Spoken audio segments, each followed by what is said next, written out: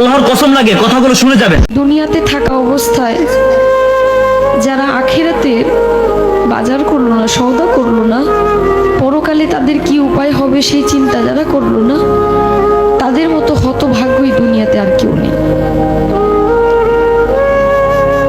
আজরাইল কিন্তু ঘুষ নেয় না। আমি অনেক টাকা গান করতে করতে অনেক টাকার মালিক, বাড়ি গাড়ি সবই আছে, যদি বলি যে আপাতত আমার গাড়িটা নিয়ে যান, আমাকে কয়েকটা দিন সময় দেন, মানবে? কারো কথা মানবে? মৃত্যুর কথা যে মানুষ দিনে 5 বার স্মরণ করে, সে কোনো ভুল কাজ করতে পারে না। একবার স্মরণ করে দেখেন, আপনি মরে গেলে আপনার সঙ্গে কে যাবে?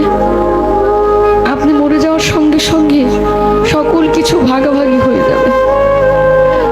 আপনি মরার সঙ্গে সঙ্গে আপনার ব্যাংকে কি আছে সেটা নিয়ে আপনার সন্তান, আত্মীয় স্বজন সবাই একটা হইচই লাগাই দিবে, কিন্তু আপনি যে কোথায় যাবেন সেই চিন্তাটা কেউ করবে না। মৃত্যুর কথা যখন স্মরণ হয়, নিজের কাছে খুব অপরাধী মনে হয় যে আজরাইলের সামনে কি জবাব দেব, কি বলবো সেদিন, কি বলার আছে আমার।